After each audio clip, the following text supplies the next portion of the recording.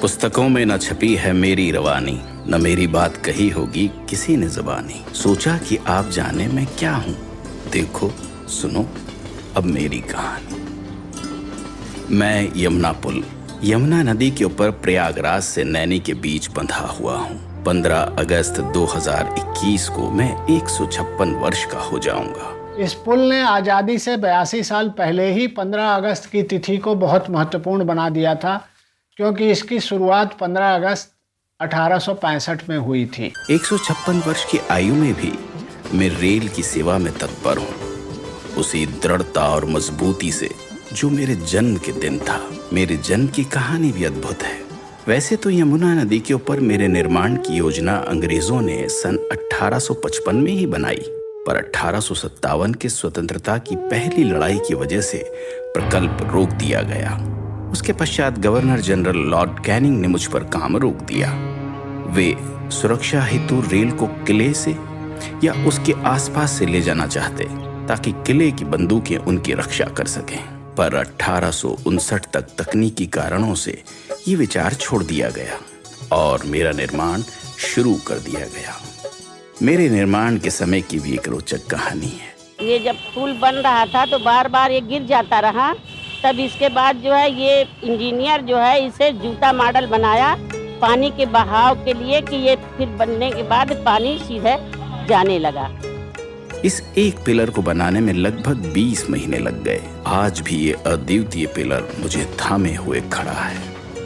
मेरे निर्माण के कई वर्ष पश्चात रेल पटरियों के नीचे बैलगाड़ी और अन्य वाहन के लिए रोड भी बनाया गया, जो आज भी वाहनों के यातायात के लिए इस्तेमाल किया जाता है। मेरे निर्माण के समय मुझ पर एक ही पटरी चलती थी, पर यह रेल इंजीनियर्स की दूरदृष्टि ही थी कि जब 50 वर्ष बाद दूसरी पटरी बिछाने का निर्णय लिया गया, ढांचे की मजबूती इतनी थी कि बिना कोई बाधा दूसरी पटरी बिछाई गई। मेरे ऊपर चलती ट्रेनों ने न सिर्फ इलाहाबाद को नैनी से जोड़ा, उत्तरी भारत को भी पूर्व भारत से जोड़ दिया।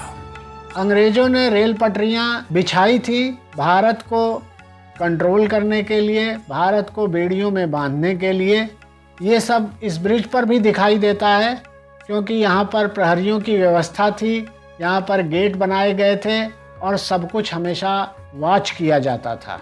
गौ घाट यानी इलाहाबाद की तरफ और दूसरी छोर नैनी की तरफ एक वक्त में गेट लगे रहते, और जो ट्रेनें गुजरती उनसे टोल वसूल कर ही मुझ पर चलने दिया जाता। भारतीय रेल ने इन गेट्स को उखाड़ फेंक दिया है।